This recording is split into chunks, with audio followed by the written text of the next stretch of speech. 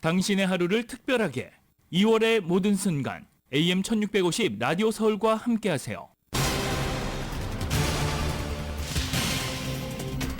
LA 통합교육부의 수업 중 휴대폰 사용 금지 정책이 오늘부터 시행됩니다. 트럼프 행정부의 다양성, 형평성, 포용성 폐지 정책이 전국 공립학교와 대학으로까지 확대됩니다. 캘리포니아 화재 피해 발생 시 주택 피해에 대해 보험사가 100% 의무적으로 보상하는 법안이 상정됐습니다. 리버사이드 카운티의 체리 비앙카 셰리프 국장이 캘리포니아 주지사 선거 출마를 공식 선언했습니다. AC 밀란 등 유럽 명문 축구 클럽팀에서 뛰다가 지난해 LAFC에 합류한 올리비에 지루 선수 자택에 절도범이 침입해 50만 달러 상당의 금품을 훔쳐 달아났습니다. 한인타운 노인센터가 한인타운 시니어들의 사랑방 역할은 물론이고 배움의 기쁨과 건강, 활기를 찾는 곳으로 각광받고 있다는 진단입니다. 어제 프레지던트 데이를 맞아 LA를 비롯해 전국 곳곳에서 반 트럼프, 반 머스크 시위가 벌어졌습니다. 백악관이 정부 혈부를 이끄는 일론 머스크의 공식 지위가 백악관 고문이라면서 직접 결정을 내릴 권한이 없다고 밝혔습니다. 그러나 법적, 행정적 책임을 두고 논란은 계속됩니다. 유럽연합이 세계 각국의 부가가치세를 수입 관세로 간주하겠다는 트럼프 대통령 주장을 반박했습니다. 코스타리카도 미국에서 추방된 불법 이민자 200명을 수용하겠다고 밝혔습니다. 이에 따라 파나마와 과테말라에 이어서 미국의 불법 체류자를 받는 세 번째 남미 국가가 됐습니다. 사우스웨스트 항공이 창사 후 최대 규모인 약 1,800명의 인원 감축 등 구조조정에 나섭니다. 델타항공 소속의 여객기가 캐나다 토론토 피어슨 국제공항에서 착륙 중 전복되는 사고가 발생했습니다. 그러나 다행히 탑승자 80명 전원이 생존했고 21명이 부상했습니다. 사우디아라비아에서 열린 미국과 러시아 간의 고위급 회담에서 우크라이나 분쟁을 종식하기 위한 고위급 팀을 각자 구성하기로 합의했습니다. 한편 러시아는 푸틴 대통령이 젤렌스키 우크라이나 대통령과 협상할 수 있다는 의지를 밝혔습니다. 윤석열 대통령 탄핵 심판 9번째 변론에서 국회 측은 이번 비상계엄을 헌정질서 파괴 행위라고 규정했고 대통령 측은 국민 호소용 평화적 계엄이라고 맞섰습니다. 명태균 씨와 윤 대통령 부부의 공천개입 의혹 사건을 넘겨받은 서울중앙지검이 김건희 여사를 우선 조사할 필요가 있다고 보고 있는 것으로 알려졌습니다. 메이저리그 스프링 캠프가 진행 중입니다. 한국 선수들도 각자 팀에서 활약하기 위해 구슬땀 흘리고 있습니다. LA 엔젤스의 마이크 트라웃이 부상 방지를 위해서 중견수에서 우익수로 수비 위치를 조정할 것으로 알려졌습니다. 오늘 뉴욕 증시는 혼조세로 출발하고 있습니다. 원달러 환율은 1443.7원으로 마감했습니다. 남가주 오늘 아침 한때 흐리지만 점차 맑아지겠고 LA 한인타운 낮 최고 기온 67도로 예상됩니다. 이 시간 주요 뉴스는 하늘위 호텔 세계 최대 항공기 아시아나항공 A380에서 차별화된 서비스를 만나보세요. 고국까지 편안하고 안전하게 모시는 아시아나항공 제공입니다.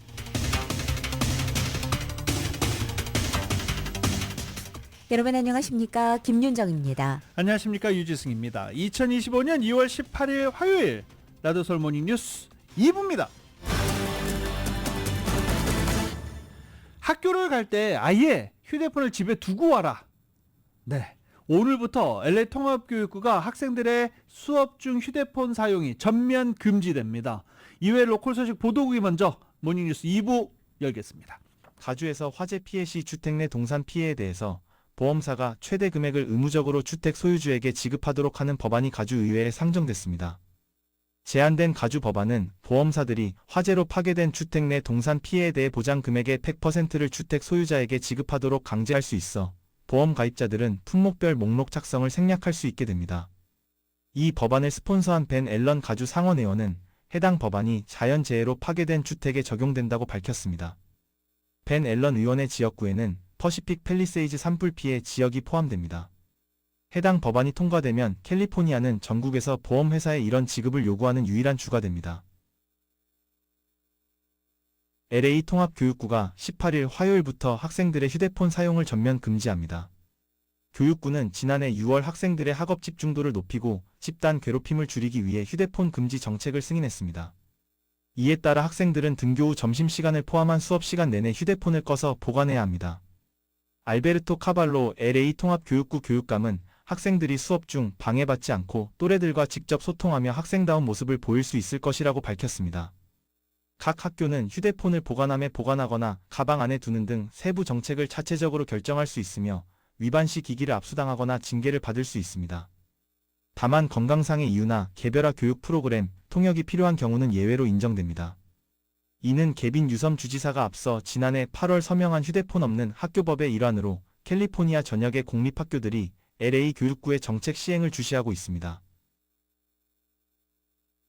리버사이드 카운티 체드 비앙코 쉐리프 국장이 17일 2026년 캘리포니아 주지사 선거 출마를 공식 선언했습니다. 비앙코 국장은 이날 리버사이드에서 열린 출마 선언식에서 캘리포니아의 변화가 필요하다며 페이스북을 통해 생중계했습니다. 트럼프 전 대통령의 지지자로 알려진 비앙코 국장은 지난해 소셜미디어에 올린 영상에서 법이 무시되는 상황에 지쳤다며 개빈 유섬 주지사를 강하게 비판한 바 있습니다. 그는 유섬 주지사가 범죄자들과 사랑에 빠졌다며 정치인들이 법 집행 예산을 삭감하고 있다고 비판했습니다. 실제 그의 부서 예산은 2019년 취임 이후 2억 7천만 달러 이상 증가했습니다. 비앙코 국장은 공화당 후보 중 가장 주목받고 있으며 현재까지 엘레니 쿠날라키스 부지사, 토니 서먼드주 교육감, 안토니오 비아라이고사 전 LA 시장 등이 출마를 선언했습니다. 한편 카멜라 해리스 전 부통령은 아직 출마 의사를 밝히지 않았으나 민주당 지지층에서 압도적 지지를 받고 있습니다. 공화당 소속 주지사는 2006년 아널드 슈워제네거 이후 단 한 명도 배출하지 못했습니다. 보도국 뉴스룸입니다. 트럼프 행정부의 DEI 폐지 정책이 이제 연방 정부 차원을 넘어서 전국 대학과 공립학교로까지 확대됩니다. 정유로 기자가 전해드립니다. 연방교육부가 대학과 K-12 학교에서 진행되는 DEI 프로그램을 전면 폐지하라고 지시했습니다. 인종을 근거로 재학생에 대한 재정 지원을 해주거나 졸업식, 기숙사에서 인종별로 프로그램을 진행하는 것을 이달 말까지 폐지하도록 지시하고 지침을 준수하지 않을 경우에는 연방정부 자금 지원이 중단될 수 있다고 경고했습니다. 연방교육부는 K-12와 대학교 지도부에 보낸 서한에서 지난 2023년 연방대법원이 내린 소수계 우대 입학제도 어퍼머티브 액션 폐지 판례를 예로 들고 이 같은 대법원의 판결이 광범위하게 적용돼야 한다고 지적했습니다. 교육부 지침에 따르면 전국 대학들은 학생 입학과 교내 채용, 승진, 보상, 재정 지원, 장학금, 상금, 행정 지원, 징계, 주거, 졸업식 등 캠퍼스 생활의 모든 측면에서 인종을 고려하는 학교는 차별금지법과 연방대법원이 내린 어퍼머티브 액션 폐지 판례를 위반하고 있다고 밝혔습니다. 교육부는 현재 전국의 K-12 학교와 대학에서 이루어지는 DEI 정책으로 저소득층 가정 출신의 백인과 아시아계 학생들이 피해를 보고 있다고 지목했습니다. 가주의 경우 지난해 K-12 공립학교 학생들을 위해서 총 163억 달러의 연방 자금을 받았습니다. 대학의 경우에는 매년 15억 달러 이상이 연방교육부로부터 펠그랜트를 통해 캘리포니아주 학생들에게 할당됩니다. 이 자금은 저소득층 가정 학생들에게 지급됩니다. 연방교육부의 서한은 어떤 유형의 연방자금이 위험에 처해지는지는 구체적으로 명시하지 않았습니다. 이번 조처는 연방교육부의 지침이 단순히 대학 입시나 학내 채용 등에서뿐만 아니라 대학에서 관행적으로 이루어지는 다양한 DEI 프로그램들도 겨냥하는 것입니다. 여기에는 흑인과 히스패닉계를 지원하는 장학금이나 인종, 민족적인 배경을 테마로 이루어진 기숙사층 혹은 흑인이나 라틴계 학생들을 위한 별도의 졸업식도 포함됩니다. 법률 전문가들은 연방대법원의 지난 2023년 판결은 대입사정에서 소수계를 우대하는 정책을 폐지한 것으로 학교 캠퍼스 안에서 소수계를 우대하는 프로그램은 대법원 판결에서는 포함되지 않았다는 점을 지적했습니다. 따라서 입시를 넘어 대법원 판결을 더 광범위하게 적용하는 교육부 조처가 법적으로 타당한지는 의문이라고 지적했습니다. 라디오 서울 뉴스 정현호입니다. 어제 프레지던트 데이를 맞아서 LA 차이나타운에서 반 트럼프 시위가 벌어졌습니다. 어제 시위는 전국적으로 진행된 나의 대통령이 아닌 날 이 시위의 일환이었는데 이 전국 시위 소식은 잠시 뒤에 전해드릴 수 있도록 하겠습니다. 시위대는 멕시코 국기를 흔들면서 스페니쉬로 된 팻말 가족은 함께한다 라는 팻말을 들고 행진했습니다. LA 지역에서 동시다발적으로 발생한 전례 없는 대형 화재로 주민들이 큰 고통을 겪는 가운데 캘리포니아 주정부가 이 피해 주민들에게 보험금에서 발생한 이자를 지급하는 지원책 마련에 나설 것으로 보입니다. 통상 화재로 인해 파손되거나 전소된 주택에 대한 보험금은 지급되기 전까지 에스크로 계좌에 묶이는데 바로 이 기간에 발생하는 이자를 피해 주민이 받을 수 있도록 하겠다는 것입니다. 17일자 LA타임즈에 따르면 게빈 뉴섬 캘리포니아 주지사 사무실은 이 같은 내용의 법안을 추진할 예정입니다. 게빈 뉴섬 주지사는 성명을 통해서 재해 이후 주택을 재건하는 주택 소유자는 보험기금에 대한 이자를 포함해 가능한 모든 지원이 필요하다고 강조한 것입니다. 법안은 패사디나를 지역으로 두고 있는 존 하라베리안 민주당 소속 의원이 발의할 예정이고 뉴섬 주지사 대변인은 이 법안이 이달 말까지 제출될 것으로 예상한다라고 발표했습니다. 현재 캘리포니아 법은 이미 대출 기관이 재산세 같은 에스크로 관련 자금에서 발생하는 이자를 주택 소유자에게 지불하도록 요구하고 있습니다. 그러나 에스크로에 보관되어 있는 보험금에 관해서는 명확한 규정을 하지 않고 있습니다. 캘리포니아주에서 역대 세 번째로 큰 피해를 입은 팰리세이드 산불 잔해 처리를 두고 주민들의 반발이 거세지고 있습니다. 공병대가 캘라바사스 매립지를 잔해 처리장으로 선정한 것에 대해 지역 주민들이 강하게 반발하고 있습니다. 처리장 선정 과정에서 주민들의 의견이 무시됐다며 불만을 표출하고 시위를 이어가고 있습니다. 또 피터 크로우드 캘라바사스 시장은 이 매립지가 주거지역과 학교 근처에 부적절하게 위치해 있으며 건강상의 위험이 제대로 조사되지 않았다고 지적했습니다. 주말 동안 주민들은 처리장 인근에서 시위를 벌이며 트럭 진입을 막고 경적을 울리는 등 반대 의사를 표명했습니다. 칼라바사스 보호단체는 어제도 현장에서 시위를 계속 이어가고 LA 시의회, LA 슈퍼바이저 위원회에게 반대 의견서를 제출하기도 했습니다. 이 팰리세이드 산불 지역뿐만이 아닙니다. 알타데나 지역 산불, 이튼 캐년 산불 지역도 주민들이 라리오 공원의 잔해 처리장 사용에 적극 반대하고 있는 중입니다. 이튼 화재 피해 지역에서는 하루 약 1,500대 트럭 분량의 잔해가 처리되고 있는 중입니다. 트럼프 행정부의 대대적인 이민 단속으로 서류 미비 신분 한인들뿐만 아니라 영주권 같은 합법 신분을 갖고 있는 한인들도 이 과거 범법 기록 등이 문제가 돼서 속속 추방 조치를 당하고 있는 가운데 뉴욕에 있는 한 지역 매체가 이민 당국에 구금됐다 하더라도 변호사의 조력을 받기 전에는 절대 자발적인 출국을 선택하지 말아야 한다고 보도했습니다. 17일인 어제 넵 요크는 뉴욕에서 활동하는 한 이민법 변호사가 연방이민세관 단속국 아이스 수감자들에게 자발적인 출국 서류에 서명하도록 압력이 가할 수 있지만 두려움이나 강압으로 인해 자발적 출국 서류에 서명할 경우 중요한 법적 권리가 포기될 수 있다고 경고한 것입니다.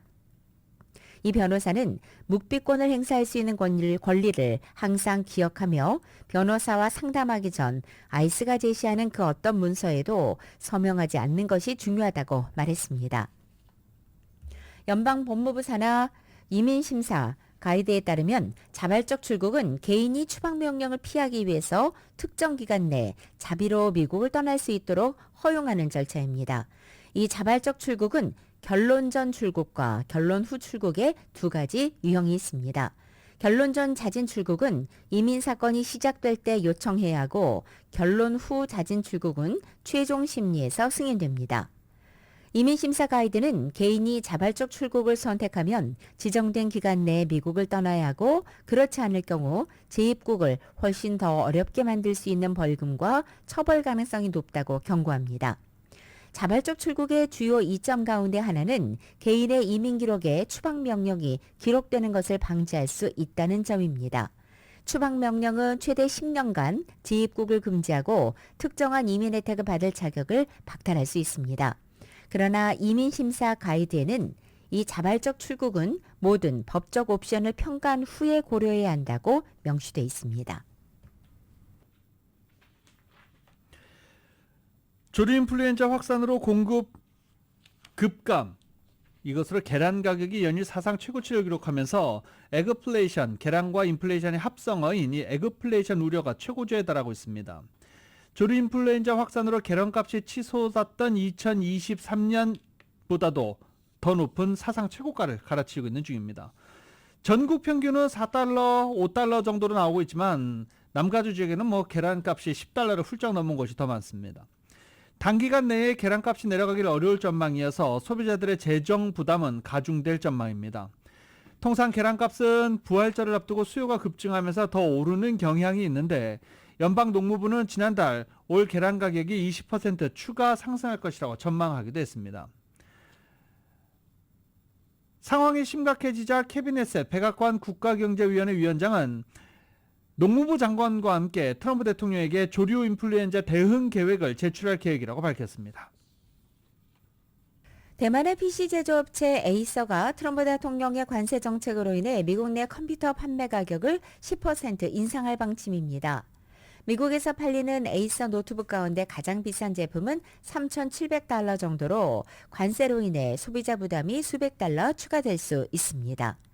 에이서는 대만에 본사를 두고 있지만 노트북 제품 대부분은 중국 내 협력업체들이 제조하며 미국 시장에서 컴퓨터 판매 순위는 HP와 델, 레노버, 애플에 이어 에이서는 5번째입니다. 현재 미국으로 수입된 노트북의 거의 80%는 중국산입니다.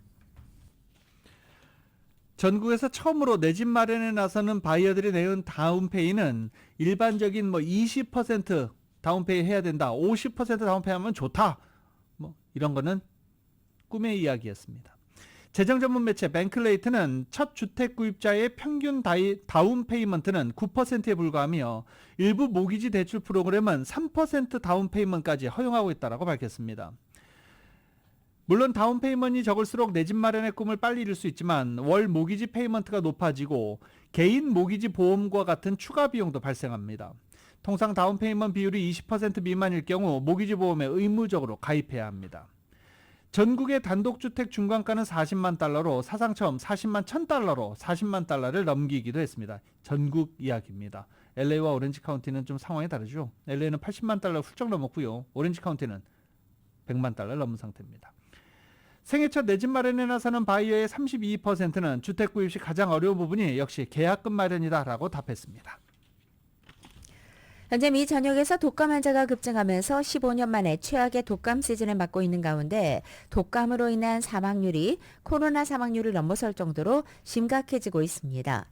캘리포니아를 비롯한 미 전역에서 독감이 대규모로 유행하면서 15년 내 최고 수준을 기록하고 있는 것입니다. 캘리포니아 공공보건당국에 따르면 캘리포니아주 내 인플루엔자, 즉 독감이 급증하고 있고 임상 감시 실험에서 독감 검사가 양성으로 나오는 빈도가 지난 5년간 보지 못했던 최고치에 도달했습니다. CDC에 따르면 캘리포니아 폐수에서 검출되는 독감 바이러스 수치는 매우 높은 수준을 기록하고 있습니다. 당국은 낮은 백신 접종률과 높은 감염률로 인해 이번 독감 시즌이 장기화될 가능성이 크다면서 지금이라도 반드시 독감 백신을 맞아야 한다고 강조했습니다. 한인 시니어층의 사랑방 역할을 하는 한인타운 노인센터 강채은 기자가 직접 가서 시니어센터에 있는 어르신들을 한 분씩 한 분씩 만나봤습니다. LA 한인타운의 한 시니어센터에서 만난 정경희 씨 얼굴에는 웃음이 가득했습니다. 나이가 들수록 불편해질 수 있는 손발 동작도 음악과 함께하는 춤을 통해 기억력도 되찾고 건강도 챙긴다고 합니다. 이곳에서 라인 댄스를 가르치는 제넷전 강사입니다. 본인들의 건강을 위해서 한다고 하니까 저는 더 이상 뭘 바랄 게 있겠어요. 이렇게 연세가 드신 분들일수록 뭘 하겠다 이렇게 하는 게 너무 감사한 것 같아요. 수강생 유진권 씨는 특히 치매 예방에도 효과적이라며 적극 권장했습니다. 그러니까 이게 라인 댄스를 하면은 또 동작을 외우고 이러기 때문에 뇌에도 좋고 치매 예방에도 되고 운동도 많이 돼요. 실제로 춤이 시니어 건강에 미치는 긍정적 영향은 여러 연구를 통해 입증되고 있습니다. 콜로라도 주립대학과 일리노이 대학 공동연구팀이 60, 70대 174명을 대상으로 연구한 결과 6개월간 춤을 춘 그룹에서 정보 처리 속도와 기억을 담당하는 뇌 부위가 더 발달한 것으로 나타났습니다. 또한 시니어들의 댄스 스포츠 참여가 회복 탄력성을 높이고 이는 다시 가정생활 만족도 증가로 이어진다는 연구 결과도 있습니다. 10년 넘게 노인센터에서 자원봉사를 하고 있다는 최기열 씨입니다. 건강을 위해서 집에 있으면 움직이지 않고 가만히 있으니까 여기서 움직이고 왔다 갔다 하는 거예요. 타운 시니어 센터에서는 댄스 외에도 생활 영어, 스마트폰 교실 등 다양한 강좌가 인기를 끌고 있으며 한 강좌당 40명에서 50명의 수강생이 참여하고 있습니다.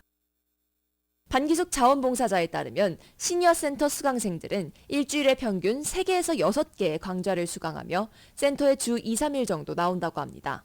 시니어 댄스, 특히 이제 뭐 트롯 댄스라든가 라인 댄스, 뭐 시니어 발레 굉장히 좀 인기가 있고요. 모든 사람들이 이제 그런 이제 그 교육 기회를 갖게 하기 위해서 2과목 이상을 선택하지 못하게 해드려요. 시니어 센터의 모든 강좌는 무료로 진행되며 인기 강좌의 경우 조기 마감되는 경우가 많아 새벽 2, 3시부터 줄을 서서 기다리는 수강생들도 있다고 합니다. 노인센터 수강생 양영 씨입니다. 작년 12월 달에 이걸 신청하라고 왔더니 수백 명이 모여가지고 그걸 줄을 서고 그래서 아이고 이제는 나는 못하는구나 하고 했었는데 천천히 다시 와보니까 아직도 자리가 있어가지고 타운 내 올림픽과 노만디에 위치한 시니어 센터는 한인 시니어층의 구심점 역할을 하고 있습니다. 망설이시는 분들은 내가 이제 나이가 들었는데 이 나이에 가서 뭘 이제 배울까 혹은 배우면은 또 기억하지 못할 텐데 하는 이런 걱정, 그리고 또 내가 잘 따라가지 못할까 하는 이런 두려움 같은 게 있지만 그런 거는 다 이제 걱정하지 마시고 나오시면은 다 이렇게 서로 간에 이제 좋은 친구분들도 사귀시고 다 따라갈 수가 있습니다. 반기숙 씨의 말처럼 이곳 시니어들은 배움의 즐거움과 함께 제2의 청춘을 누리고 있습니다. 라디오 서울 뉴스 강채은입니다.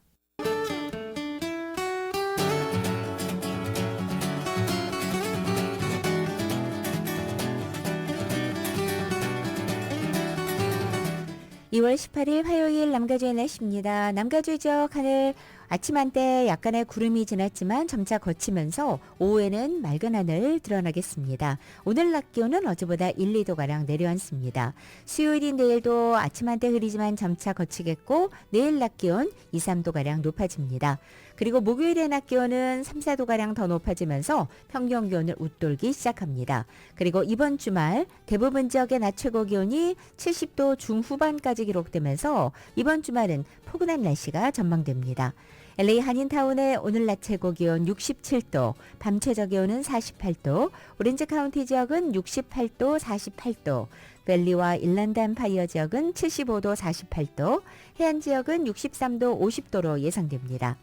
한국 오늘도 전국이 맑겠고 서울의 오늘 아침 최저 기온이 16도, 낮 최고 기온 36도 예상됩니다.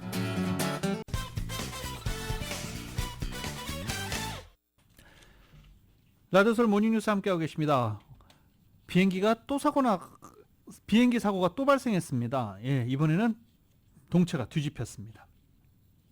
어제 캐나다 토론토 피어슨 국제공항에서 80명이 탑승한 여객기가 착륙하던 중 뒤집히는 사고로 21명이 부상했습니다. 미니애폴리스에서 승객 76명과 승무원 4명을 싣고 출발한 델타 항공 여객기가 오후 2시 13분 토론토 공항 활주로에 착륙하는 과정에서 사고가 났습니다. 지금 당시 찍힌 공항 관제탑에서 찍힌 영상을 보면 뒷바퀴가 땅에 먼저 닿았는데 닿으면서 동체도 함께 닿았고 바람이 심하게 불면서 기체가 옆으로 휙 돌아가는 전복사고가 발생한 것입니다.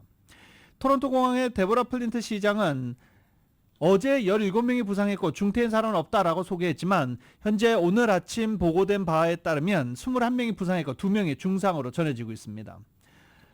사고기 승객이었던 존 넬슨 씨는 활주로에 기체가 강하게 닿은 뒤 한쪽으로 기울었고 그 다음 우린 뒤집혔다라고 전했습니다. 나는 안전띠를 풀고 바닥으로 떨어졌고 몇몇 사람들이 자리에 매달린 채 도움을 요청했고 일부는 스스로 바닥으로 내려왔다라고 당시 객실 내부 상황을 전했습니다. 사고기는 제조된 지 16년이 됐고 정기적으로 유지, 보수를 받았던 것으로 연방항공청은 밝혔습니다. 토론토 선은 이 정도 사고에서 사망자가 나오지 않은 것은 기적이다라고 평가하기도 했습니다. 이 사고로 토론토 공항 모든 활주로가 폐쇄됐으며 항공기 이착륙이 중단됐다가 3시간여 뒤인 오후 5시 재개됐습니다. 최근 북미 지역에서 항공기 사고 잇따라 발생해 많은 주민들이 불안해하고 있습니다. 트럼프 행정부가 연방 공무원의 대규모 감원을 추진하는 과정에서 이 항공안전 관련 업무를 하는 공무원 수백 명을 해고했습니다. 연방항공청 FAA에서 일하는 수습 직원 수백 명이 지난 14일 밤부터 이메일로 해고를 통보받기 시작했습니다. 해고 대상에는 레이더와 착륙, 항법 보조 장비의 정비와 관리를 담당하는 직원들이 포함됐습니다. 다만 항공 관제사들이 해고된 것은 아니라고 CNN은 보도했습니다. 현재 언론 매체들은 최근 대형 항공 사고 이후 항공의 안전을 담당할 인력이 부족하다는 우려가 제기된 상황에서 이 같은 해고가 이루어졌다는 데 주목하고 있습니다. 어제 대통령의 날 프레지던스 데이를 맞아서 곳곳에서 트럼프 행정부를 규탄하는 시위가 일제히 열렸습니다. 로컬 뉴스 전해드렸던 대로 이 로스앤젤레스 그리고 워싱턴 DC, 뉴욕, 보스턴, 샌프란시스코 등 주요 도시들에 모인 시민들은 트럼프 대통령이 건국 이래 지켜온 민주주의 가치를 훼손하고 있다라며 비판의 목소리를 높였습니다. 또 정부 효율부 수장 일론 머스크 CEO를 앞세워 추진하는 연방정부 지출 삭감과 공무원 해고도 강도 높게 비판했습니다. 시위대는 왕도 없고 왕관도 없고 우리는 물러서지 않을 것이다 라고 외치고 일론 머스크는 물러가라 라고 외치는 사람들도 있었습니다. 이번 시위를 조직한 주요 단체는 50501 운동입니다. 50501은 같은 날 미국 50개 주에서 50개 시위를 열자라는 의미를 지닌 풀뿌리 저항 운동을 전개하는 단체입니다. 어제 시위도 이 단체가 지난 5일에 이어 두 번째로 기획한 것으로 왕은 안 된다라는 주제로 개최됐습니다. 이들은 트럼프 행정부의 반민주적이고 불법적인 행동을 겨냥하기 위해 이번 시위를 조직했다라고 밝히기도 했습니다. 뉴욕시 부시장 4명이 17일 줄사퇴하면서 에릭 애덤스 뉴욕시장에 대한 사퇴의 압박이 더 거세지고 있습니다. 보도국에 전해드립니다. 애덤스 시장의 최고 보좌관과 부시장 4명은 17일 사임을 발표했습니다. 줄사퇴는 트럼프 행정부의 법무부가 애덤스에 대한 부패 혐의를 취하하기로 결정한 지 며칠 만에 나왔습니다. 부패 혐의 취하 배경에 대해서 민주당 소속 애덤스 뉴욕시장이 트럼프 대통령의 이민 단속에 협조하기로 동의한 후 법무부가 형사 부패와 뇌물 사건을 기각했다는 시각이 있습니다. 뉴욕주 민주당 지도자들이 애덤스 시장에게 사임을 촉구하는 가운데 애덤스 시장의 고위 보좌관 4명이 사퇴를 밝히면서 애덤스 시장의 입지는 곤란해졌습니다. 이날 마리아 토레스 스프링어 제1부시장, 앤 윌리엄스 이솜 보건복지부 부시장, 미라 조시 운영부시장, 촌시 파커 공공안전 부시장이 사임을 발표했습니다. 공동 성명에서 이들은 뉴욕 시민들에게 맹세한 선서를 지키기 위해 우리는 직책에서 물러나기로 어려운 결정을 내렸다고 말했습니다. 지난 주말 동안 애덤스 시장은 사임 요구를 거부했습니다. 애덤스에 대한 기소를 취하하기로 한 법무부의 결정은 법무부 내부에서도 격변을 촉발했습니다. 뉴욕과 워싱턴 DC에서 최소 7명의 검사가 사임했습니다. 애덤스 시장은 지난해 뇌물수수, 사기, 불법 외국인 선거 기부금 요청 등 5개의 연방 혐의로 기소돼 재판을 앞두고 있었는데 지난주 연방 법무부가 애덤스 시장에 대한 케이스를 전면 취하하도록 지시하면서 논란이 일고 있습니다. 보도국 뉴스룸입니다. 이런 가운데 수도 워싱턴 DC 형사사건을 총괄 감독하는 고위급 검사가 이전 정권을 겨냥한 부당한 표적 수사 요구가 있었다면서 오늘 사표를 냈습니다. 워싱턴 DC 검찰청 형사 담당 수석검사인 데니스 청 검사는 오늘 소속검찰청에 에드 마틴 임시지검장에게 보낸 서한에서 수사와 관련해 부적절한 요구를 받았다며 사의를 표명한 것입니다. 서한에서 청 검사는 트럼프 행정부가 자신에게 바이든 행정부 임기 중 이루어진 정부 계약 한 건에 대해 수사하고 또 계약 수주자에 대한 자산 동결에 나설 것을 지시했다고 주장했습니다. 청 검사는 지시를 연방 법무차관실로부터 받았고 이 같은 수사와 자산 동결 요구는 증거에 의해 뒷받침되지 않는다고 밝혔습니다. 다만 행정부 어느 기관의 계약에 대한 수사 요구였는지 정부 계약을 따는 회사가 어디인지 등은 공개하지 않았습니다. 청 검사는 나는 연방법무부와 현재 이 일에 24년간 종사한 것을 자랑스럽게 생각해왔다며 나의 임기 동안 많은 정권이 거쳐갔지만 나는 항상 헌법을 지지하고 수호한다는 내 선수의 인도를 받아왔다라고 밝혔습니다. 트럼프 행정부 2기 들어서 검사의 이 한거성 사임은 이번이 처음이 아닙니다.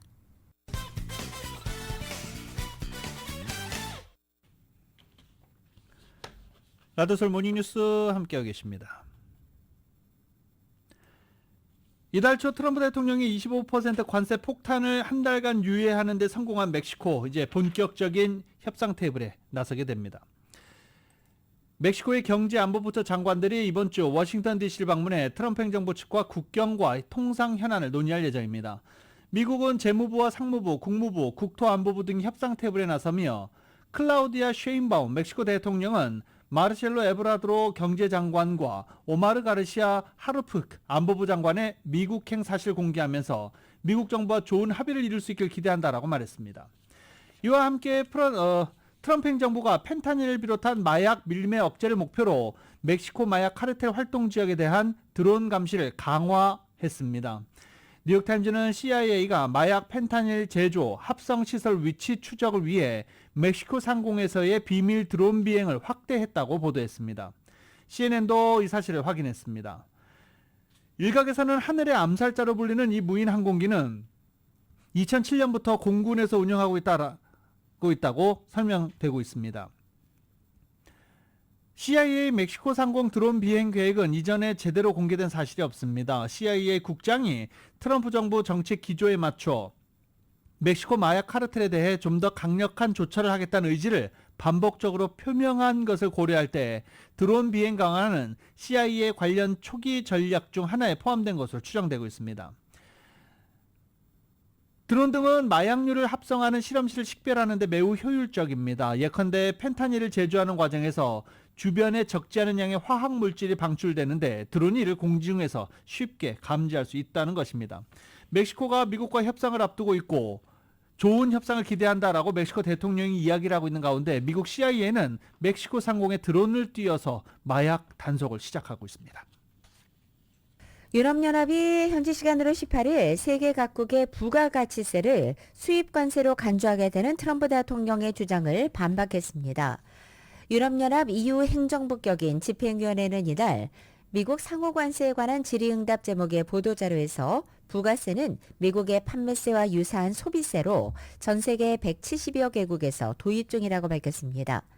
이어 수입품과 유럽연합 EU 생산품에 동일하게 부과된다면서 세계무역기구 WTO와 관세무역 일반협정 3조가 체결한 1947년 이래 허용된 내국세이자 비차별적 세금이라고 지적했습니다. 집행위원회의 오늘 보도자료는 트럼프 행정부가 예고한 상호관세를 피하기 위한 본격적인 협상에 앞서서 부당성을 부각하기 위한 의도로 해석됩니다. 마로시 세프코비치 유럽연합 EU 무역경제안보 담당 집행위원은 19일 미국 측과 연쇄 회동합니다. 제이미슨 그리어 미국 무역대표부 대표 지명자와 캐비넷의 백악관 국가경제위원회 위원장 하워드 러트닉 상무부 장관 지명자와 만남이 예정돼 있는 것입니다. 울로포질 유럽연합 EU 무역 담당 대변인은 정례 브리핑에서 부가세는 수입 관세가 아니며 지금껏 무역 정책 범위 안에서 다뤄진 적이 단 한 번도 없다면서 미국과 협상 시 이 점을 강조하겠다고 말했습니다. 다만 트럼프 대통령을 납득시키는데 얼마나 효과적일지는 미지수입니다. 연방준비제도 주요 인사가 트럼프 대통령 관세 정책에 따른 인플레이션 위험 크지 않다라는 평가를 내놨습니다. 크리스토퍼 월러 연준 이사는 호주에서 열린 한 행사에서 관세 여파에 대해서 완만하게 비지속적인 방식으로만 물가를 올릴 것이다 라고 말했습니다. 이는 연준 내 다수 인사들과 다른 견해로 관세 정책이 연준의 기준금리 결정에 영향을 끼치면 안 된다는 입장으로 이해된다는 게 파이낸셜 타임즈의 설명입니다. 지난 1월 소비자 물가지수가 전년 동월 대비 3% 오른 가운데 월러 이사는 현 시점에서의 기준금리 인하를 지지하지 않는다면서도 기업들이 연초에 상품 가격을 올리는 경향이 있는 만큼 향후 몇 분기 동안 내려갈 수는 있다라고 전망했습니다. 그러면서 향후 몇 달간 지표를 주시하면서 1분기에 높은 인플레이션을 기록한 뒤 내려가는 패턴이 반복될지 평가할 것이라며 올해 물가 흐름이 지난해와 비슷할 경우 연중 어느 시점에서 기준금리 인하가 적절할 것이다 라고 전망했습니다. 미국의 대형 투자은행 골드만삭스가 올해 연말 금값 전망치를 언수당 3,100달러로 상향 조정했습니다. 지난달 전망치 3,000달러에서 다시 높여 잡은 것입니다. 18일 블룸버그 통신에 따르면 골드만삭스의 애널리스트 리나 토마스와 단 스트로이브는 최근 보고서에서 각국 중앙은행의 금 매입 증가와 금 기반 상장지수 펀드 ETF에 대한 자금 유입으로 연말에 금 가격 목표를 언스당 3,100달러로 올린다라고 밝혔습니다. 보고서는 중앙은행들의 금 매입 수요가 월 평균 50톤에 달할 수 있다면서 이것은 예상치보다 훨씬 많은 양이라고 평가했습니다. 미국발 관세 전쟁이 시작되면서 이를 피하기 위해 선제 관세 인하에 나섰던 인도가 추가 관세 인하를 검토 중입니다. 시타라만 인도 재무부 장관은 뭄바이에서 열리는 한 행사에 참석해 투자자 친화적인 국가를 만들기 위해 노력한다며 관세 합리화를 지속해서 발표할 계획이라고 말했습니다. 이와 관련해 익명의 인도 정부 관계자도 인도와 미국이 향후 몇 달 안에 관세를 낮추는 것을 목표로 하고 있고 양측이 모두 이익이 되는 무역협정을 추진할 것이라고 말했습니다. 인도는 미국을 상대로 연 400억 달러가 넘는 무역수지 흑자를 기록 중입니다. 이 때문에 트럼프 대통령은 지난 대선 때부터 인도를 무역에 있어 매우 큰 악당이라고 부르며 관세를 통해 불균형을 바로잡겠다고 공언한 바 있습니다. 미국의 전기차 업체인 테슬라가 인도 시장 진출을 위한 작업을 다시 시작했습니다. 테슬라는 글로벌 고용 플랫폼인 링크드인에 뭄바이를 비롯해 인도 전역에서 매장 관리와 서비스 기술자, 또 고객 대면 업무 같은 13개 직종의 후보자를 모집한다는 공고를 게시한 것입니다. 이와 관련해 테슬라는 별다른 입장을 밝히지 않았지만 현지 언론은 테슬라가 세계 3위 자동차 시장인 인도 시장에 진출하기 위한 본격적인 움직임을 시작했다라고 해석했습니다. 테슬라 중고차 매물이 1년 전보다 급증했습니다. CNN은 중고차 거래 사이트 콕스 오토 트레이드 데이터를 인용해 지난 4분기 사이트에 등록된 테슬라 중고차는 평균 11,300대로 전년 동기 8천여 대보다 28%가 증가했습니다. 신차 판매가 급증했다가 3년이 지나면서 교체 수요가 일어난 영향일 수도 있다라고 분석하기도 했습니다. 이에 더해서 일론 머스크 CEO에 대한 일부 소비자들의 반감이 차량 구매에 영향을 주는 징후도 있다라고 전했습니다. 일론 머스크가 설립한 인공지능 AI 스타트업인 xAI가 17일 이 회사의 최신 버전인 챗봇 그록3를 공개했습니다. 2023년 7월 설립한 이후 그해 11월 처음으로 그록을 선보이고 지난해 8월에 그록2를 출시한 지 6개월 만입니다. 챗GPT 개발사 오픈AI를 비롯해서 구글과 페이스북 모회사 메타 플랫폼 또 엔스로픽도 자체 AI 모델을 업그레이드하고 있어서 이를 둘러싼 경쟁은 한층 가속화될 전망입니다. 사우스웨스트 항공이 창사 이래 처음으로 대규모 인원 감축에 나섭니다. 사우스웨스트 항공은 경영진 등에서 약 1,750개 일자리를 줄일 예정이라고 월스트리트저널이 밝혔습니다. 창사 후 53년간 대규모 정리해고를 한 적이 없었던 사우스웨스트 항공의 첫 감원 조치라고 월스트리트저널은 보도했습니다. 블룸버그 통신은 사우스웨스트가 비용 절감을 위해 극적인 조치다라고 평가하기도 했습니다. 사우스웨스트 항공은 이번 감원 조치가 고위 경영진과 이사를 포함한 직책 15%에 영향을 미칠 것이라고 밝혔습니다. 4월 말에 감원 절차에 들어가 2분기 말까지 마무리 지을 방침이라고 밝혔습니다. 이번 감원 조치는 지난해 사우스웨스트 항공을 흔들었던 글로벌 행동주의 헤지펀드 엘리엇 인베스트먼트 매니지먼트와 갈등 등 격변의 연장선에 있다는 분석입니다. 기술회사를 인수해 경영진 개편과 매각을 강요하는 것으로 알려진 엘리엇은 지난해 사우스웨스트 항공 지분 투자에 나서 주요 주주가 됐습니다.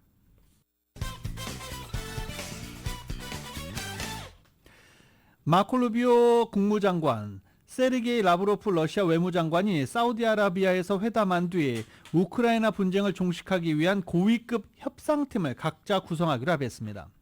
또 우크라이나 전쟁을 계기로 악화한 미러 관계 개선을 위해 미러 간 협의 메커니즘을 만들기로 했으며 종전 이후 우크라이나 재건을 위한 공조 의지도 확인했습니다. 러시아 침략을 받은 이번 전쟁의 당사자인 우크라이나가 배제된 이번 회담에서 미러 관계 개선과 전후 재건 공조를 다룬 합의가 도출되면서 우크라이나와 유럽 각국의 반발 여부 주목되고 있습니다. 테미 브루스 국무부 대변인은 사우디 리야드에서 열린 회담 결과를 담은 보도자료에서 미국과 러시아 양국의 외교 공간 운영을 정상화하는 데 필요한 조처를 취할 목적으로 양자 관계 문제를 다룰 협의 메커니즘을 설치하는 데 합의했다라고 첫머리에서 밝혔습니다. 한편 이날 사우디로 향하기로 했던 젤렌스키 우크라이나 대통령은 결국 취소했습니다. 이런 가운데 드미트리 페스코프 크렘린궁 대변인은 현지 시간으로 18일 브리핑을 통해서 푸틴 대통령은 필요하면 젤렌스키 우크라이나 대통령과도 협상할 수 있다고 반복해서 말해왔다라고 발표했습니다. 페스코프 대변인은 그러나 젤렌스키 대통령의 정당성 문제가 제기될 수 있는 현실을 고려해 합의의 법적 근거를 어떻게 확보할지 진지하게 논의해야 할 것이라고 덧붙였습니다. 러시아는 젤렌스키 대통령이 지난해 5월 임기가 종료된 상태에서 계엄령을 이유로 대통령 선거를 치르지 않고 대통령직을 계속 수행하는 것은 불법이라고 주장하고 있습니다. 이러한 발언은 이날 미국과 러시아가 우크라이나를 배제한 채 사우디아라비아에서 장관급 회담을 연 가운데 나온 것입니다. 트럼프 대통령이 우크라이나 정부에 지금까지 미국으로부터 받은 지원의 대가로 5천억 달러를 갚아라 라면서 사실상 우크라이나를 영원히 경제적 식민지로 삼는 것과 마찬가지 요구를 했다고 영국의 일간 텔레그래프가 보도했습니다. 텔레그래프는 트럼프 행정부가 지난주 우크라이나 정부에 제시한 재건투자기금 협정의 초안을 살펴봤다며 이렇게 밝혔습니다. 텔레그래프는 이 초안에 실린 조건이 법적으로 영원히 우크라이나를 미국의 경제적 식민지로 삼는 것에 해당한다며 우크라이나의 배상 부담액이 어떻게 하더라도 갚기 불가능한 수준이라고 평가했습니다. 우크라이나에 부과되는 부담은 국내 총생산 대비 비율로 보면 1차 세계대전 후 베르사유 조약으로 독일에 부과했던 것보다 더 크다고 신문은 지적합니다. 작성 날짜가 2월 7일인 이 초안에는 히토류를 비롯해 광물 자원뿐 아니라 석유, 가스 자원과 항만 등 인프라에 관한 내용도 포함되어 있습니다. 협약 초안에 따르면 미국과 우크라이나는 적대적 당사자들이 우크라이나의 재건으로부터 이득을 보지 않도록 하기 위해서 재건투자기금을 설립하게 됩니다. 재건투자기금은 미래에 체결되는 우크라이나의 자원 관련 허가와 프로젝트에 대해 방법, 선정 기준, 조건 등을 정할 독점권 권리를 갖게 됩니다. 이런 수입에 대해서 미국이 유치권을 가지고 담보로 사업권이나 자원을 확보할 수 있게 됩니다. 미국이 우크라이나 전쟁 종식을 위한 협상에 속도를 내면서 트럼프 대통령의 복심으로 꼽히는 스티브 위트코프 중동 특사 역할에 관심이 쏠리고 있습니다.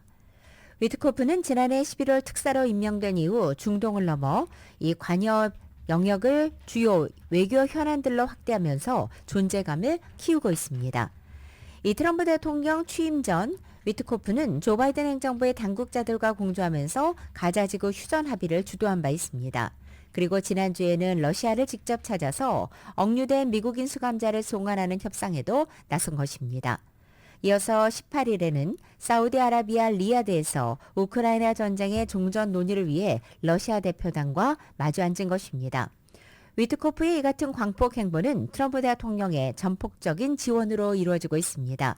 40년 가까이 이어온 우정 속에서 트럼프 대통령이 깊이 신뢰하고 중요한 임무를 맡기고 있다는 것이 소식통들의 전언입니다. 위트코프는 지난 대선 당시 트럼프 대통령과 껄끄러운 관계에 있던 당내 경쟁자들을 찾아 아우르는 역할도 도맡아 했고, 특히 막판까지 트럼프와 각을 세웠던 니키 헤일리 전 유엔 대사를 직접 만나는가 하면 또 다른 경선 후보였던 론 드센티스 플로리다 주지사와 트럼프와의 만남을 주선하기도 했습니다.